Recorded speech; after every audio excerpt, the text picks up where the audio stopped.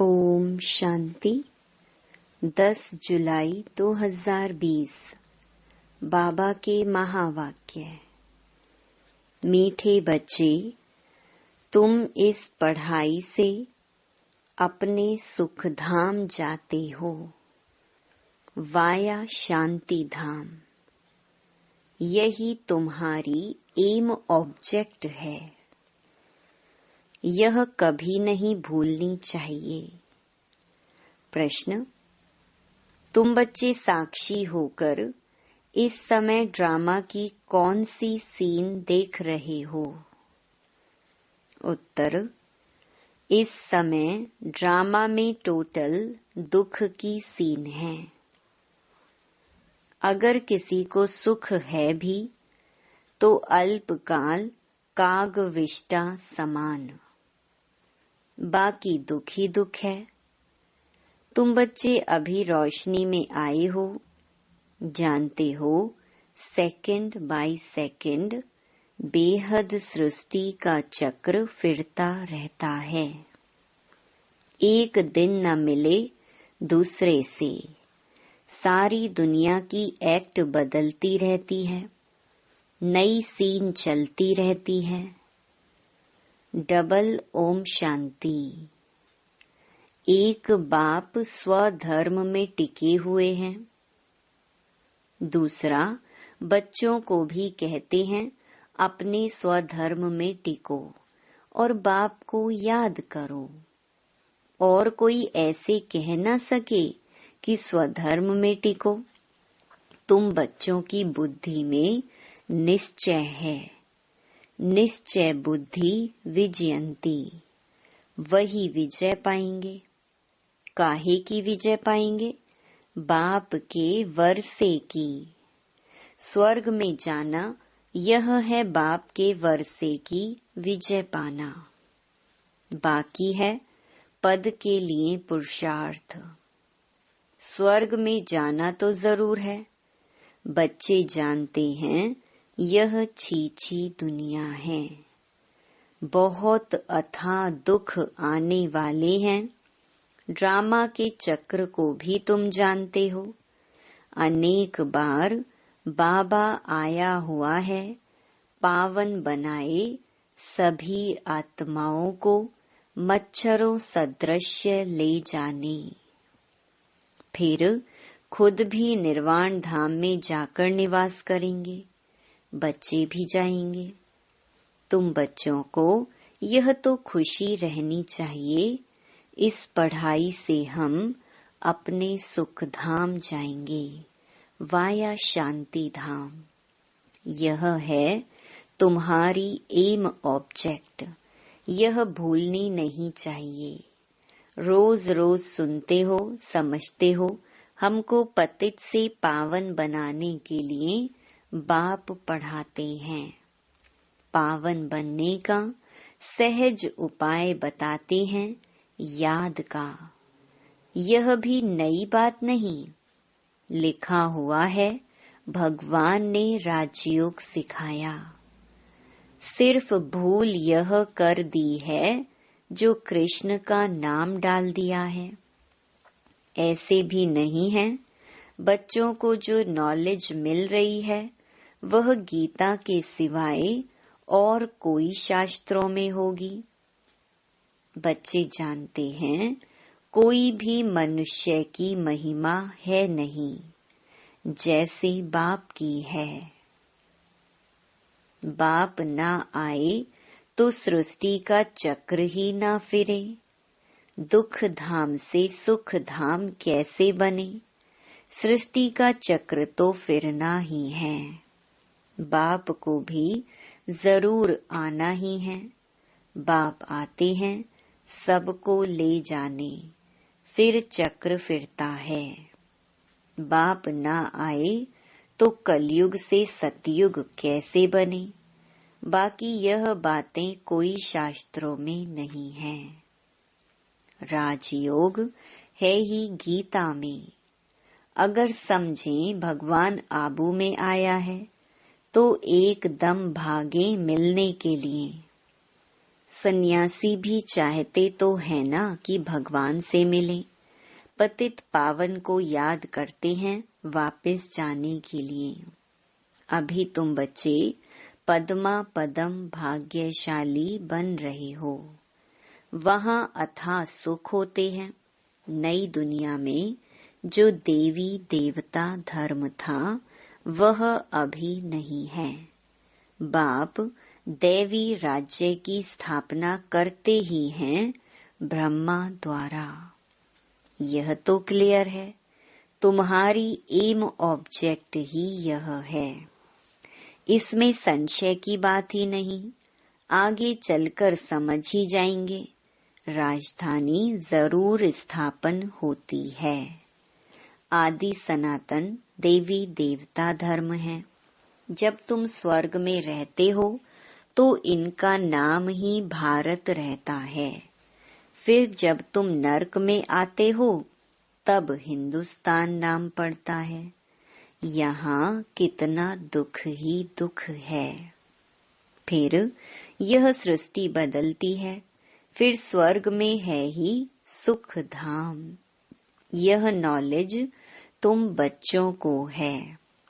दुनिया में मनुष्य कुछ भी नहीं जानते। बाप खुद कहते हैं अभी है अंधियारी रात।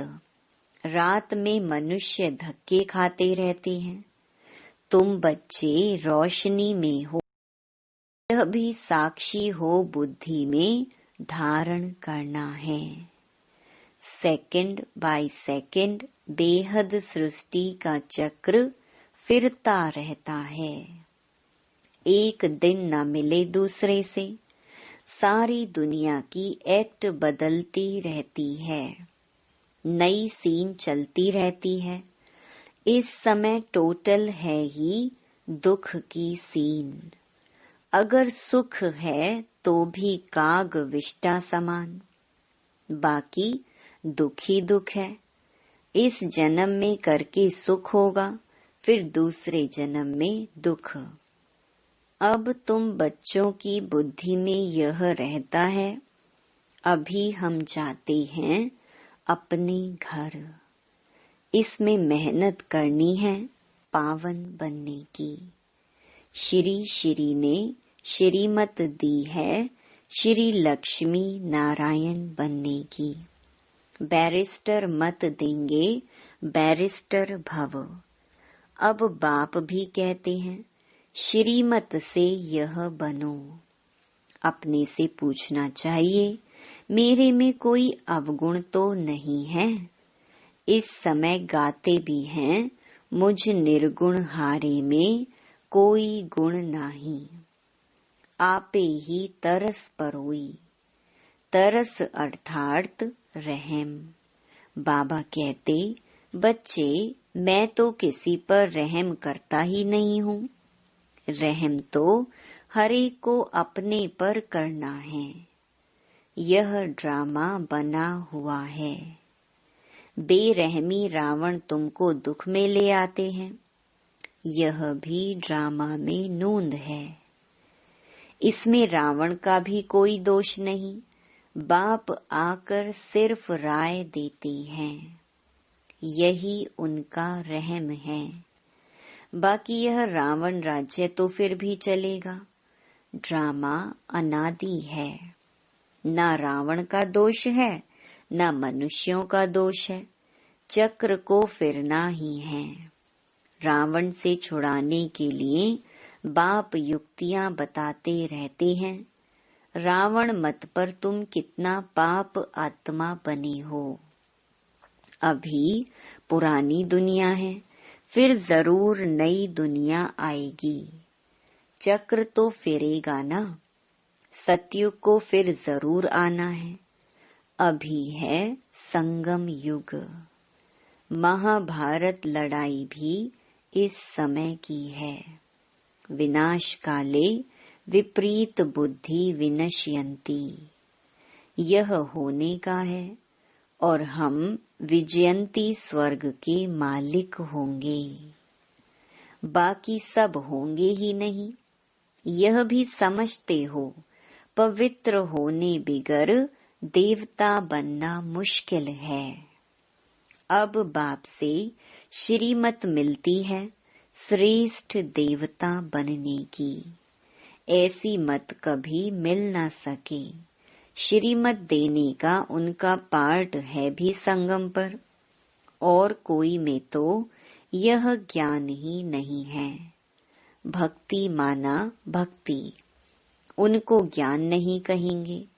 रूहानी ज्ञान ज्ञान सागर रूह ही देते हैं।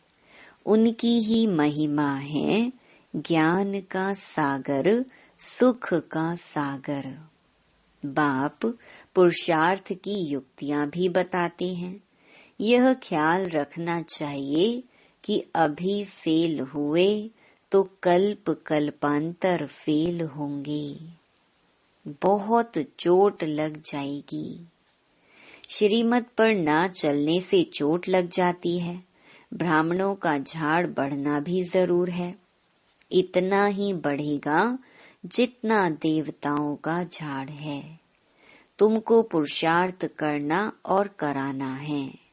सैपलिंग लगती रहेगी, झाड़ बड़ा हो जाएगा। तुम जानते हो अभी हमारा कल्याण हो रहा है। पतित दुनिया से पावन दुनिया में जाने का कल्याण होता है। तुम बच्चों की बुद्धि का ताला अभी खुला है। बाप बुद्धिवानों की बुद्धि है ना। अभी तुम समझ रहे हो, फिर आगे चल देखना किस किस का ताला खुलता है। यह भी ड्रामा चलता है। फिर सतयुग से रिपीट होगा। लक्ष्मी नारायण जब तख्त पर बैठते हैं तब संवत शुरू होता है। तुम लिखते भी हो 1 से 1250 वर्ष तक स्वर्ग। कितना क्लियर है। कहानी है सत्य नारायण की, कथा अमरनाथ की है ना। तुम अभी सच्ची सच्ची कथा सुनते हो, उसका फिर गायन चलता है। त्योहार आदि सब इस समय के हैं। नंबर 1 पर्व है शिव बाबा की जयंती। कलयुग के बाद जरूर बाप को आना पड़े दुनिया को चेंज करने। चित्रों को कोई अच्छी रीति से देखे, कितना पूरा हिसाब बना हुआ है। तुमको यह खातिरी है, जितना कल्प पहले पुरुषार्थ किया है उतना करेंगे जरूर। साक्षी हो, औरों का भी देखेंगे, अपने पुरुषार्थ को भी जानते हैं। तुम भी जानते हो। स्टूडेंट अपनी पढ़ाई को नहीं जानते होंगे। दिल खाएगी जरूर कि हम इस सब्जेक्ट में बहुत कच्चे हैं। फिर नापास हो जाते हैं। इम्तिहान के टाइम जो कच्चे होंगे उनकी दिल धड़कती रहेगी। तुम बच्चे भी साक्षात्कार करेंगे, परंतु नापास तो हो ही गए। कर क्या सकते हैं। स्कूल में नापास होते हैं तो संबंधी भी नाराज, टीचर भी नाराज होता है। कहेंगे हमारे स्कूल से कम पास हुए तो समझा जाएगा कि टीचर इतना अच्छा नहीं, इसलिए कम पास हुए। बाबा भी जानते हैं सेंटर्स पर कौन कौन अच्छी टीचर हैं, कैसे पढ़ाती हैं, कौन कौन अच्छी रीति पढ़ाकर ले आती हैं, सब मालूम पड़ता है। बाबा कहते बादलों को लाना है। छोटे बच्चों को ले आएंगे तो उनमें मोह रहेगा। अकेला निकलकर आना चाहिए तो बुद्धि अच्छी रीति लगी रहे। बच्चों को तो वहाँ भी देखते रहते हैं। बाप कहते हैं यह पुरानी दुनिया तो कब्रिस्तान होनी है। नया मकान बनाते हैं तो बुद्धि में रहता है ना, हमारा नया मकान बन रहा है। धंधा आदि तो करते रहते हैं, परंतु बुद्धि नए मकान तरफ रहती है। चुप कर तो नहीं बैठ जाते। वह है हद की बात, यह है बेहद की बात। हर कार्य करते हुए स्मृति रहे कि अभी हम घर जाकर फिर अपनी राजधानी में जाएंगे, तो अपार खुशी रहेगी। बाप कहते हैं, बच्चे, अपने बच्चों आदि की संभाल भी करनी है, भी वहाँ लगी रहे। याद ना करने से फिर पवित्र भी नहीं बन सकते। याद से पवित्र, ज्ञान से कमाई।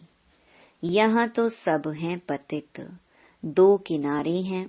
बाबा को खिवैया कहते हैं, परंतु अर्थ नहीं समझते। तुम जानते हो बाप उस किनारे ले जाते हैं। आत्मा जानती है, अब हम बाप को याद कर बहुत नजदीक जा रहे हैं। खिवैया नाम भी अर्थ सहित रखा है ना। यह सब महिमा करते हैं, नैया मेरी पार लगाओ। सतयुग में ऐसे कहेंगे क्या? कलयुग में ही पुकारते हैं। तुम बच्चे समझते हो, बेसमझ को तो यहाँ आना नहीं है। बाप की सख्त मना है, निश्चय नहीं तो कभी नहीं ले आना चाहिए। कुछ भी समझेंगे नहीं। पहले तो 7 रोज का कोर्स दो। कोई को 2 रोज में भी तीर लग जाता है। अच्छा लग गया तो फिर छोड़ेंगे थोड़े ही। कहेंगे हम 7 रोज और भी सीखेंगे। तुम झट समझ जाएंगे, यह इस कुल का है। तेज बुद्धि जो होंगे वह कोई बात की परवाह नहीं करेंगे। अच्छा, एक नौकरी छूट जाएगी, दूसरी मिलेगी। बच्चे दिल वाले जो होते हैं, उनकी नौकरी आदि छूटती ही नहीं है। खुद ही वंडर खाते हैं। बच्चियां कहती हैं, हमारे पति की बुद्धि फेरो। बाबा कहते हैं, मुझे मत कहो, तुम योग बल में रह फिर बैठ ज्ञान समझाओ। बाबा थोड़े ही बुद्धि को फेरेंगे, फिर तो सभी ऐसे धंधे करते रहेंगे। जो रस्म निकलती है उनको पकड़ लेते हैं। कोई गुरु से किसको फायदा हुआ सुना तो बस उनके पीछे पड़ जाते हैं। नई आत्मा आती है तो उनकी महिमा तो निकलेगी ना। फिर बहुत फॉलोअर्स बन पड़ते हैं। इसलिए इन सब बातों को देखना नहीं है। तुमको देखना है अपने को, हम कहाँ तक पढ़ते हैं। यह तो बाबा डिटेल में जैसे चिट चैट करते हैं। बाकी सिर्फ कह देना बाप को याद करो, यह तो घर में भी रहकर कर सकते हो। लेकिन ज्ञान का सागर है तो जरूर ज्ञान भी देंगे ना। यह है मुख्य बात, मन मना भव। साथ में सृष्टि के आदि मध्य अंत का राज भी समझाते हैं। चित्र भी तो इस समय बहुत अच्छे अच्छे निकले हैं, उनका भी अर्थ बाप बैठ समझाते हैं। विष्णु की नाभि से ब्रह्मा को दिखाया है। त्रिमूर्ति भी है, फिर विष्णु की नाभि से ब्रह्मा, यह फिर क्या है? बाप बैठ समझाते हैं, यह राइट है या रॉन्ग है। मनों में चित्र भी ढेर बनाते हैं ना। कोई कोई शास्त्रों में चक्र भी दिखाया है, परंतु कोई ने कितनी आयु लिख दी है, कोई ने कितनी। अनेक मत है ना। शास्त्रों में हद की बातें लिख दी हैं। बाप बेहद की बात समझाते हैं कि सारी दुनिया में है रावण राज्य। यह तुम्हारी बुद्धि में ज्ञान है। हम कैसे पतित बने, फिर पावन कैसे बनते हैं। पीछे फिर और धर्म आते हैं। अनेक वैरायटी है। एक न मिले दूसरे से, एक जैसे फीचर्स वाले दो हो न सके। यह बना बनाया खेल है जो रिपीट होता रहता है। बाप बच्चों को बैठ समझाते हैं, टाइम थोड़ा होता जाता है। अपनी जांच करो, हम कहाँ तक खुशी में रहते हैं। हमको कोई विकर्म नहीं करना है। तूफान तो आएंगे। कहते हैं बच्चे, अंतर्मुख होकर अपना चार्ट रखो, तो जो भूलें होती हैं उनका पश्चाताप कर सकेंगे। यह जैसे योग बल से अपने को माफ करते हो। बाबा कोई क्षमा या माफ नहीं करते। ड्रामा में क्षमा अक्षर ही नहीं है। तुमको अपनी मेहनत करनी है। पापों का दंड मनुष्य खुद ही भोगते हैं, क्षमा की बात ही नहीं। बाप कहते हैं हर बात में मेहनत करो। बाप बैठ युक्ति बताते हैं आत्माओं को। बताते हो पुराने रावण के देश में आओ, हम पतितों को आकर पावन बनाओ। परंतु मनुष्य समझते नहीं। वह है आसुरी संप्रदाय। तुम हो ब्राह्मण संप्रदाय, दैवी संप्रदाय बन रहे हो। पुरुषार्थ भी बच्चे नंबर वार करते हैं। फिर कह देते इनकी तकदीर में इतना ही है। अपना टाइम वेस्ट करते हैं। जन्म जन्मांतर कल्प कल्पांतर ऊंच पद पा नहीं सकेंगे। अपने को घाटा नहीं डालना चाहिए, क्योंकि अभी जमा होता है फिर घाटे में चले जाते हो। रावण राज्य में कितना घाटा होता है। अच्छा, मीठे मीठे सिकिलधे बच्चों प्रति मात पिता बाप दादा का याद प्यार और गुड मॉर्निंग। रूहानी बाप की रूहानी बच्चों को नमस्ते। धारणा के लिए मुख्य सार। पहला, अंतर्मुखी बन अपनी जांच करनी है। जो भी भूलें होती हैं उनका दिल से पश्चाताप कर योग बल से माफ करना है। अपनी मेहनत करनी है।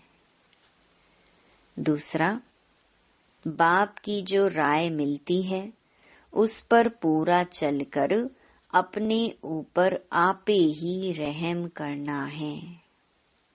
साक्षी हो अपने व दूसरों के पुरुषार्थ को देखना है। कभी भी अपने आप को घाटा नहीं डालना है। वरदान, निरंतर याद द्वारा अविनाशी कमाई जमा करने वाले सर्व खजानों के अधिकारी भव।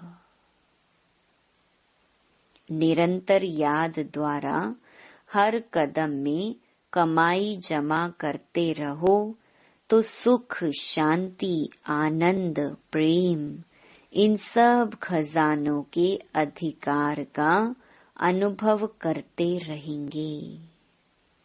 कोई कष्ट अनुभव नहीं होंगे। संगम पर ब्राह्मणों को कोई कष्ट हो नहीं सकता। यदि कोई कष्ट आता भी है तो बाप की याद दिलाने के लिए।